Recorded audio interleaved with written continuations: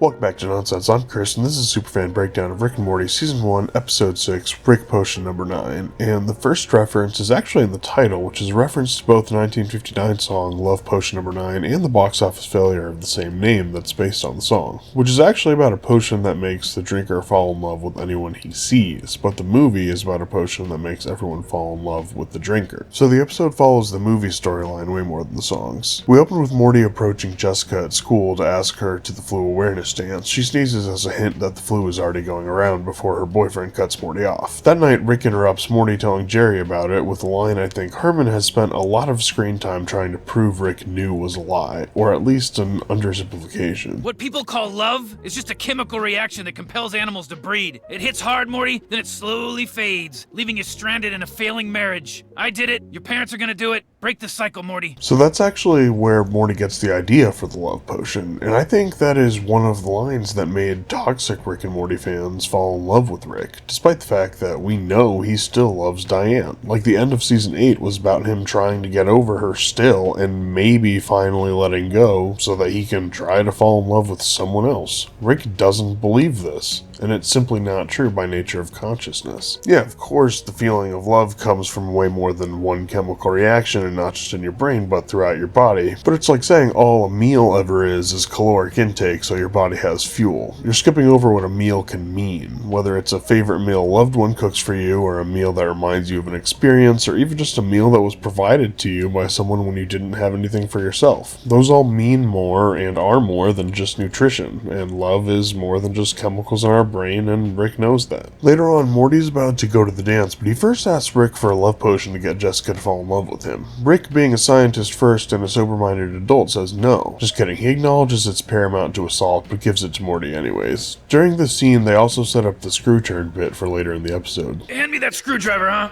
I'm almost finished making my ionic defibulator, Morty. It's gonna be great. I got 1 screw turn, and 2 screw turns, and a lot of people online have theories about what the ionic defibrillator is. A shocking number claim it's a self-harm device Rick was going to use to blow up Morty and himself. I think, though, especially based on how excited and positive he sounds talking about it, I'm almost finished making my ionic defibulator, Morty. It's gonna be great. with that kind, pure-looking smile and line, I think it's actually supposed to be a liquid-coating defibrillator that he could shoot over like a crowd of recently deceased people to defibrillate them all at once. Just based on the 2 words alone, plus the way he talks about it, I think that's the most likely explanation, and it's kinda cool. Morty takes the serum but asks if it's safe, which Rick says yes, but after Morty leaves, says, Unless she has the flu. and since Morty was going to the flu awareness dance, and also everybody, especially if you live in a household with a child, knows when it's flu season, but even if it's not, a reasonable number of people have some strain of the flu at any given time. If he wasn't trying to destroy this planet as revenge on Rick Prime, he would not have given Morty that vial. Later, Jerry's feeling insecure and Beth has to run out for an emergency work call with Gavin, so Jerry starts getting jealous. At the dance, Morty drugs Jessica so we can add attempted sexual assaults on top of the multiple murders he landed in episode 1. Pretty strong season for the little guy. She starts sneezing though, and we see the virus starting to spread. Meanwhile, Jerry's feeling insecure and Rick tricks him into going to Beth's work out of jealousy, so Summer sets up a line from Season 6's Night Family episode. God, Grandpa, you're such a dick. I'm sorry, Summer. Your opinion means very little to me. You know, for a second there, I thought Night Summer was gonna win. That chick is the absolute worst. Sorry, Rick, but your opinion means very little to me. Did you think you could stop me with this, Rick?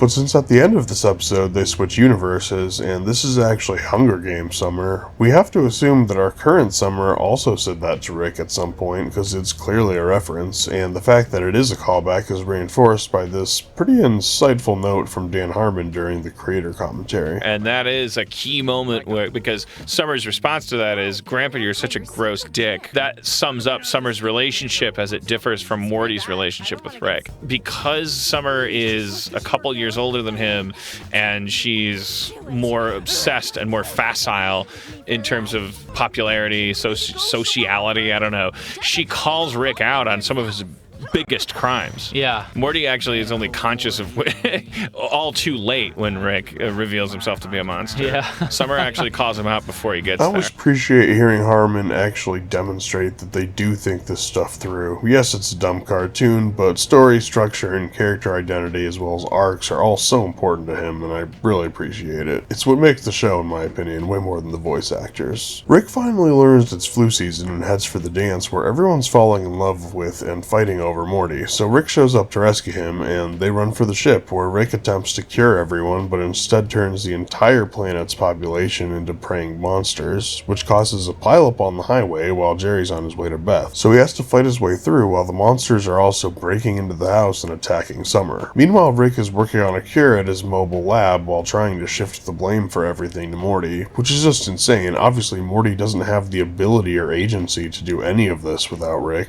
and he even asked if it was safe, and Rick even knew that it wasn't, but lied. And even after the original drug, the cure Rick made was also practically sabotaged, as he basically says himself. Yeah, I don't know what I was thinking. Mantises are the opposite of voles? I mean, obviously DNA's a little more complicated than that. And then he proceeds to just list a bunch of animals whose DNA he mixed together as a cure. I mean, obviously DNA's a little more complicated than that. It's so clear he's trying to destroy this world, even Morty says. That doesn't make any sense, Rick. How does that add up to normal humanity? Meanwhile, Gavin is about to come on to Beth, who already knows and is clearly going to deny him, but before he can even try, he turns into a monster and attacks Beth. Savage Jerry bursts in, though, and saves her. Meanwhile, Rick's trying his second and final cure, only to have it turn everyone into Cronenbergs, which, if you didn't know, David Cronenberg is one of the originators of the body horror genre, and this looks a lot like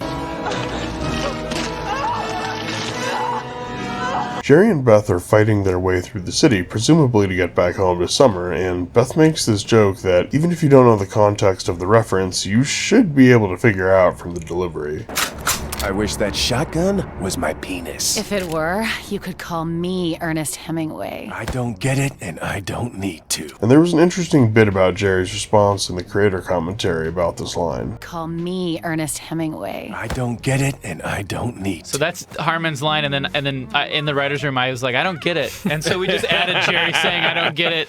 Because Jerry shouldn't get it. Yeah. I was like, I'm Jerry in But that. it's great though, like he married out of his league, so No, her telling her she wants to fuck him, he doesn't get it. I had to wiki it too. I mean, Summer runs up to them, though, and Beth suddenly realizes she's in love with Jerry and that Rick is a piece of shit who destroyed the world. So Morty's freaking out at Rick, who caves and says he has a solution. And we can see on his computer here that he's looking at parallel dimensions and then pulling up some kind of data about them. We then cut to the next universe where the Rick managed to cure the disease but is about to die, and yes, the garages are identical down to every detail, as you can see if you flip back and forth. But after 3 screw turns, the ionic defibulator explodes. Morty obviously freaks the fuck out as they portal in, but Rick forces him to disassociate so they can bury the corpses. He also says, Infinite number of realities, Morty. And in a few dozen of those, I got lucky and turned everything back to normal. which obviously mathematically is just wrong. In an infinite number of realities, there would also be an infinite number where he cured the disease and an infinite number where he cured it and then died. But they bury the bodies, which obviously the graves are visible constantly throughout the series as a reminder of the canon, same with the crack around the house from the season 1 finale. The animators do just an amazing job of depicting the type of disassociation that happens directly after a trauma, and you have to wonder which thoughts Morty would be most numbed out by at this point. That his real family are now abandoned in an apocalypse, or that the only friend he has left in the world right now is a mass murderer. This is definitely one of the moments that won a lot of people over for the series, I think. Speaking of the family though, we cut back to them after the credits as Summer puts on a Jaws show for Beth and Jerry in the post-apocalypse, confirming for us that yes, Rick just killed 8 billion people. Worse than killed, really, because death would probably have been better than being stuck as a Cronenberg. But looking forward, we know that after this, they move back into the house and go full barbarian before both Beth and Summer wind up dying, leaving Jerry alone to also get killed by Prime later on. Really just a crazy ending for Prime's original family, and the darkest thing Rick has ever done done that we know of, at least. But that's all for this episode. Sorry for the month-long delay and for posting it out of nowhere. I had a lot of copyright stuff going on. You may have noticed some of my videos and a lot of my shorts had to be taken down, some for a little bit and some were permanent. It was just kind of a mess and I didn't feel comfortable posting until I was sure the type of videos I make weren't going to get me demonetized. But I do think I'm in the clear now, so I'll be going back to Tuesdays and Fridays, so check back in Friday for the next episode. And if you noticed anything I missed or have any theories of your own, don't forget to leave it in the comments, and I'll see you in the next video.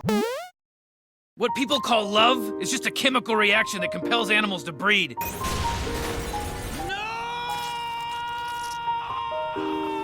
It hits hard, Morty, then it slowly fades. I did it. Your parents are gonna do it. Break the cycle, Morty.